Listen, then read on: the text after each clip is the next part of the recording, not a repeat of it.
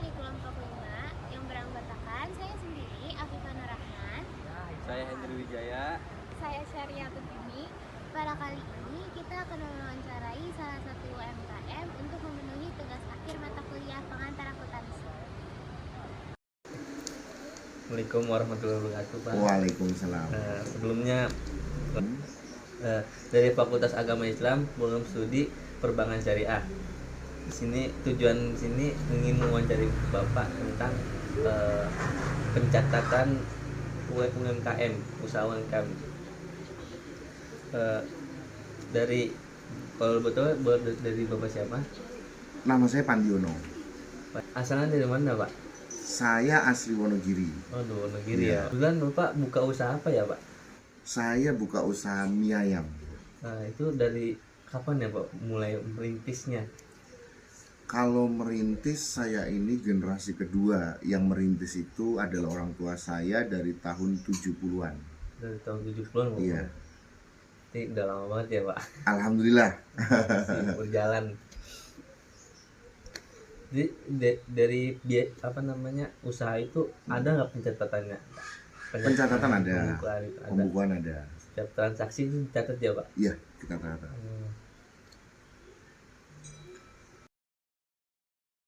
Baik, pada kesempatan kali ini kita akan menjelaskan bagaimana transaksi UMKM di Kondang itu sendiri.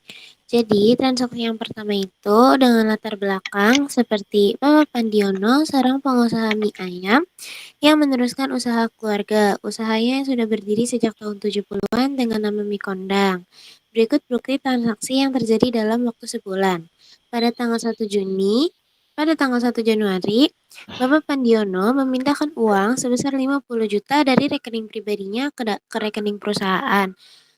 Kemudian pada tanggal 3 Januari, beliau melakukan transaksi dibeli secara tunai peralatan seperti meja, bangku, sendok, sumpit, garpu, dan lain-lain sebesar 3.800.000.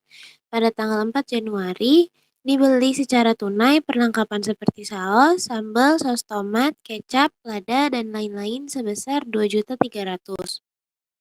Pada tanggal 5 Januari, Bapak Pandiono membeli bahan baku untuk membuat mie ayam sebesar 10 juta dimulai pada bulan Januari. Pada tanggal 6 Januari diterima dari pendapatan penjualan mie ayam sebesar 5 juta rupiah. Akan dilanjutkan oleh Dini pembacaan transaksi.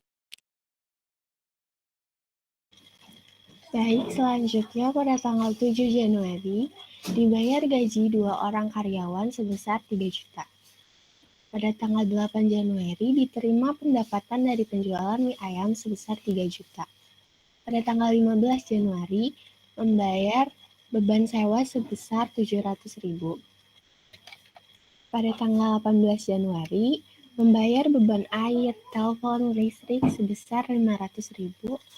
Pada tanggal 20 Januari, membayar beban kain sebesar 150.000. Pada tanggal 22 Januari, diterima pendapatan dari penjualan mie ayam sebesar 3 juta. Selanjutnya Baik, selanjutnya kita langsung masuk ke dalam siklus akuntansi yang pertama, yaitu ada jurnal umum. Untuk debit 85.530 dan di kredit terdapat 80.530 rupiah. Berarti dalam jurnal umumnya sudah balance. selanjutnya masuk pada neraca lajur. Pas pada neraca saldo 40.070.000, peralatan di debit 3.800.000, perlengkapan di debit 2.300.000, persediaan barang dagang di debit 1.900.000, modal di kredit 50 juta, pride di debit 2 juta, pendapatan dagang di kredit 4.700.000, beban gaji karyawan 3 juta, beban sewa 700.000, beban air telepon dan listrik 500.000 di debit, beban iklan di debit 150.000, beban serba-serbi di debit 280.000. Total keseluruhan neraca saldo debit dan kredit 54.700.000.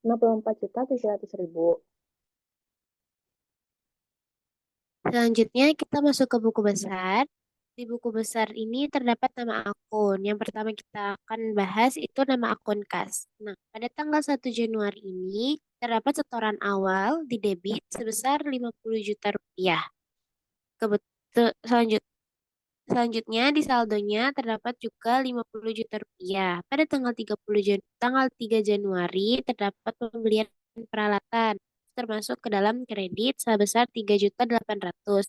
Jadi 50 juta dikurang 3.800.000 menghasilkan 46.200.000 rupiah. Lanjut masuk kepada laporan laba rugi.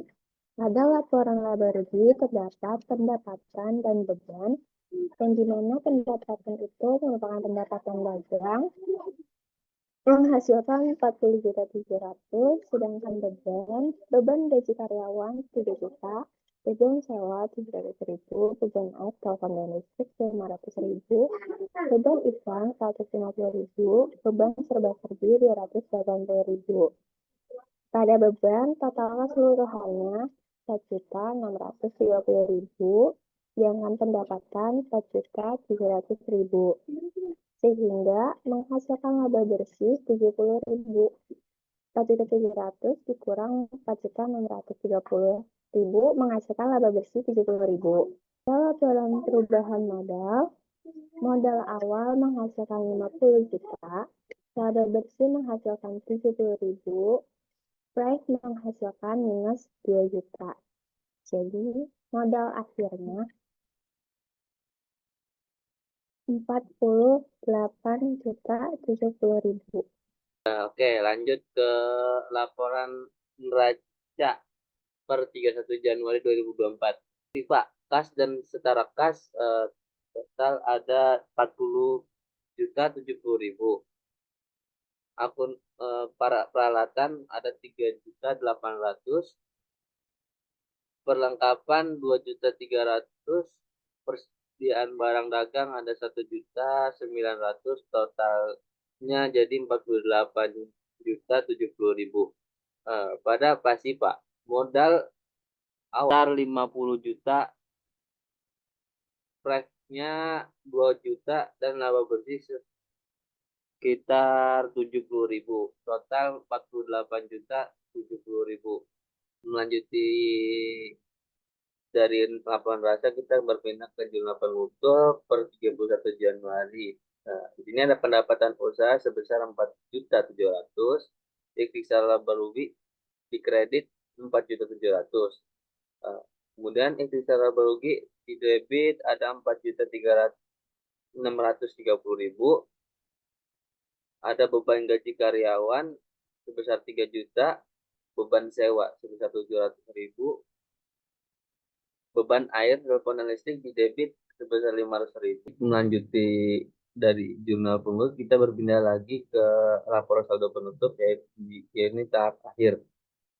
Di sini dijelaskan kas masuk pada debit sebesar 40.070.000. Peralatan masuk pada debit sebesar 3.800.000.